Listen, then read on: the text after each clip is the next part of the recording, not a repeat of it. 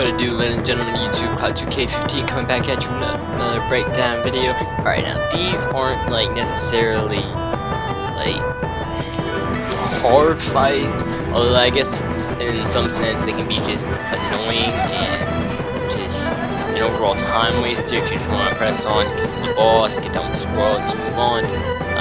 To get stuck on these fights would just be nothing less than just aggravating, because you're putting in like trying to figure out how to do these fights in a way that you can just do them consistently and not have to really worry too much about them, not put in like a lot of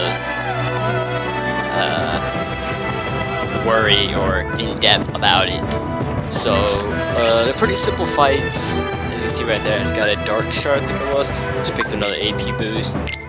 Both of which will come in handy later on. Okay, so in my last video, I got to level 2 of Valor Form. The only thing special about reaching level 2 in any drive form is you get Auto Valor, Auto Wisdom, Auto Master, Auto Final. Get the idea. That's the only thing special about it. Later on, you'll get Combo Boost, Air Combo Boost, Drive Boost, whatever it is. Because it's relevant, or it's related to the drive that you were doing, that you were using. So nothing too special there. Oh, sorry, energy shard. Actually, you know, I don't even know where I got that, to be honest. But alright, cool. In this fight, I'm actually going to do something a little bit different. I'm actually going to come in here with an ether, only because it's going to help me. If you do decide to go through the strats, because in this part there's going to be 3 Storm Riders in this small of an arena looking. Yeah, 3 Storm Riders in this arena. It's going to be interesting. But, it's not that big of a deal. The only reason why I'm coming in here with the ether is because of the shadows I have to deal with. If you decide to go with the strat of just blizzarding them, then throw some ethers on Mulan, maybe a potion to help you out in case you're a little nervous about this fight. Don't sweat it too much. It's a lot easier than you think it is. But if you want to play it safe, throw some items on her because she does come with you in this fight. Let's just jump right into it, and I'll explain everything about this fight after. But till then, just enjoy some gameplay.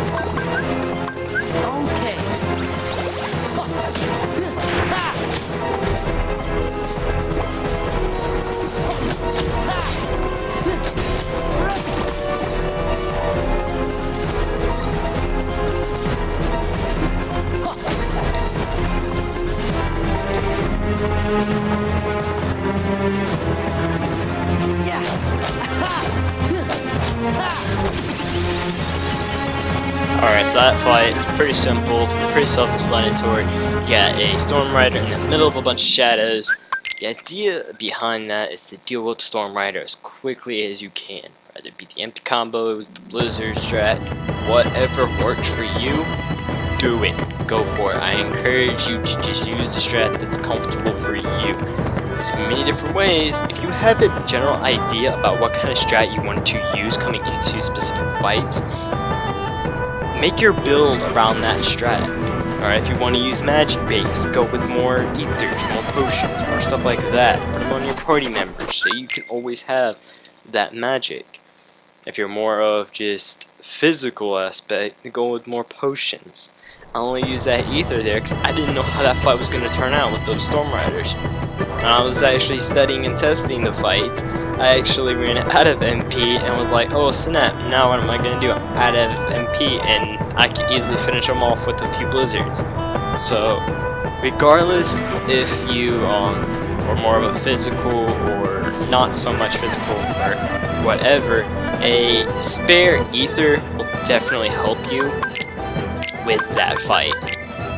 I'm more of a both in a sense, so but I even went in there with ether. Let's take care of the one Storm Rider. This is the one time I'm actually going to encourage you to stick to a wall. Only because so the shadows try not to get behind you, so when you do that third hit, it just swipes all of the shadows that are around you and it takes out a new number of them. As you've seen there, I was taking out a lot of those quick. That's actually what the ether was for. I planned on using a lot of magic to deal with the shadows, so I could pop an ether later on and deal with the Storm Riders if need be. And you also see you got a new ability, Slide Dash, wonderful attack. In my younger years, I was always like pressing up on the joystick and everything, like that made it do a slide dash. Now, if you're away from an enemy and have that enemy locked on, all you guys simply do is press X and he slides towards the enemy. I figured that out actually when I was doing my terror fight, but it is very helpful. Not necessarily dealing with mobs, but dealing with one-on-one enemies, whatever the enemy is. It's very, very helpful. Alright, now in this room, get these little birdie looking thing. I just cannot remember the names for the life of me, man. But they're pretty simple. A couple good solid air combos will deal with them. There was a puzzle piece right there, and then you got a frost shard. And puzzle piece specifically is right there. So not too terribly bad. Just deal with these heartless shadows and the little birdie thingies as accordingly. Not too big of a deal. Not too terribly hard.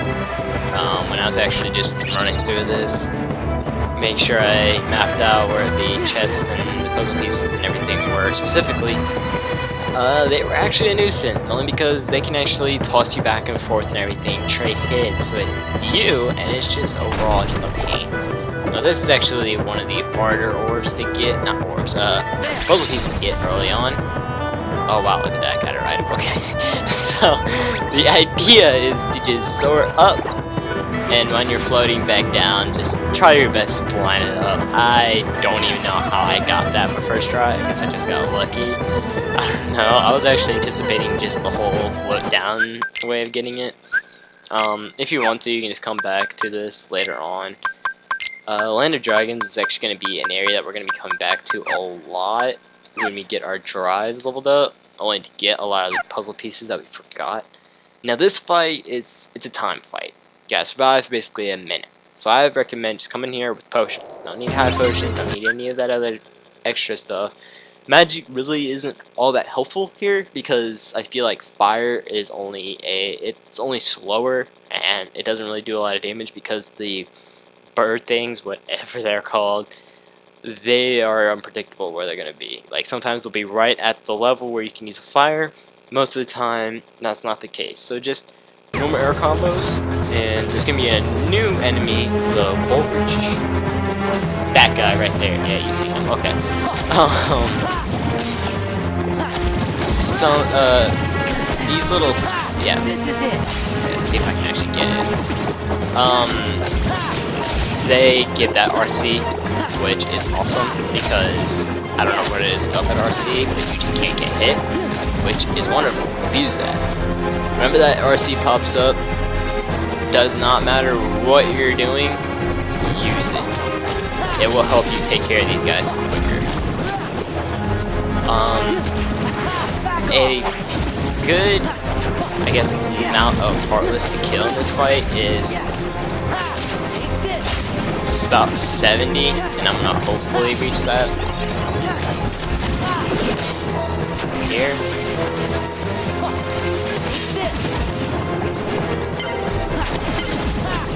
Yeah, 70, alright. It just gives you a lot of XP. Oh wow, I got 80, okay. It just gives you a lot of XP. A lot of XP very quickly. It's basically just a room full of Heartless. You just gotta survive for a minute. And all XP is going towards you. So you're good. Alright, now Ping just transformed into Mulan. Basically she ditched her outfit, she did whatever Mulan had to do. Personally, I don't really like using Flame Tongue, so I'm taking that off. I'm gonna use Dragon Blaze. Fire Boost is nice. Auto Limit, I don't really care for Auto Limit. And Item Boost, well, I don't really give her items, so there's no point. Hyper Healing, however, quickly revives fallen party member and greatly restores their HP. No, that does not affect you, unfortunately. But if you are heavy on using your drives, it's nice, because you do need that party or your party members in order to use your drives. In this sense, you need Mulan to use that drive. So, well, Goofy doesn't have anything important besides Goofy Bash, and that's not really all that. So, it's useful. I mean, if you use Goofy in however way you do, auto revive, quick revive, or whatever it's called. It's helpful. I've never really had Goofy come in and pull some clutch moves, so I don't see like that being a necessity. I only like it because, well, it just feels like my party members actually have an ability. So here we're just going to go over. Actually, we're going to make our first purchase. Now, bear with me on names, but it's the one that costs the most money. I think it's called Abs Chain, but I could be completely wrong, and maybe it's some other, like, freakish name or whatever. Go ahead and buy that, only because going through Olympus Coliseum and also Beast Castle, there's a lot of enemies that deal a different variety of elemental damage to you. So go ahead, pick that up. Potions, ethers, you have some money extra, go ahead and pick them up. Nothing wrong with that. Tents, if you're not anywhere near a save point and your HP MP is low, you don't want to use potions or ether, tents are very useful. They're, in my opinion, probably one of the most underrated items in the game. When I was younger, I used to just skip over my soul ball mine. I didn't pay any attention to them. But tents, they're very helpful. Ethers, you know those. Potions, you know those. And so we're gonna throw that chain on Sora real quick. And away we go. Let me explain metal real quick while I'm thinking about it. Metal is something. Whoops. Metal is something you get from when you're playing as Roxas in the struggle battles. There are three, if you remember correctly, there are three struggle battles you go through. Hainer, Vivi, and dude with the long hair. I can't remember his name. If you lose the fight against him, you get the medal. If you win it, you get the champion belt. Champion's belt is not really helpful. This is. It gives you 1 extra point of strength. Without it, I would be at 12 strength, and I probably wouldn't be able to do a lot of the things. Without it, pretty much you just are going to be going through a lot of the fights. Not going to be doing as much damage, so it's going to take long. And just drag on. But with it, it's helpful. It just works.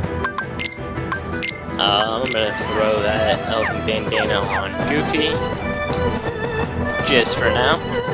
Okay, so now we're gonna go back through that mountain and pick up all the chests, all the items, whatever, real quick.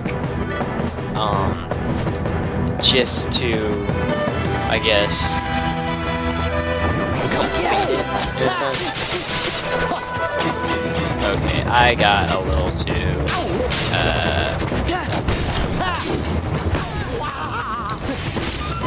yeah, don't do what I just did right there.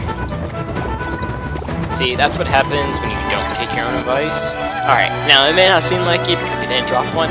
These guys are a perfect way to farm not only XP, but also high potions. And I'm pretty sure there's another item that they drop as well. I just can't think of the top of my head, but high potions and XP. High potions, if you are that kind of grindy person, go for it, by all means. Alright.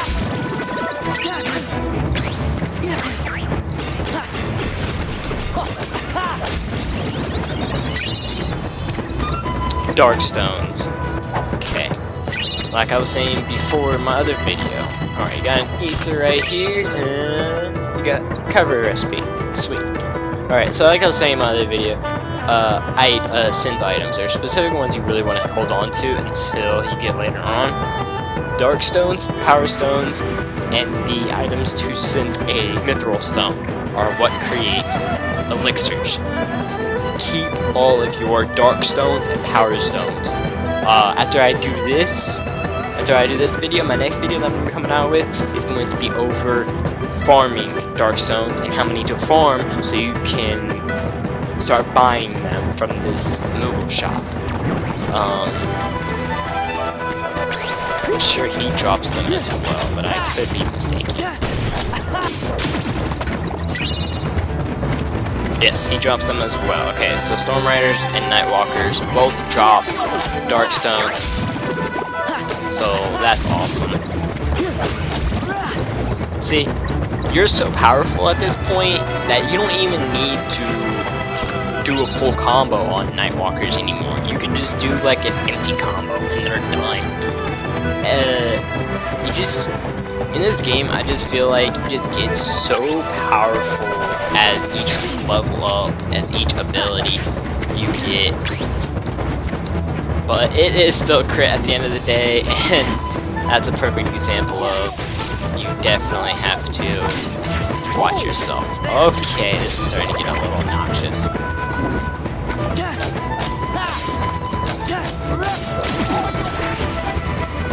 See, I didn't have to do a second empty combo. I just finished it with just the one.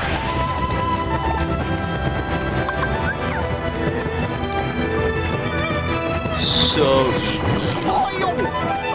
So just overall.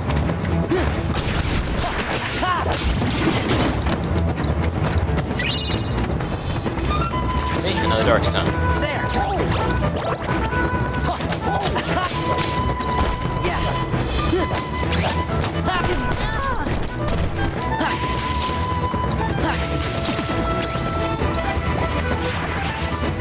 I was not gonna chance that in any way, shape, or form. But so now in my next video, I'm just gonna go over the fight before the boss, and then I'm gonna go over the boss itself.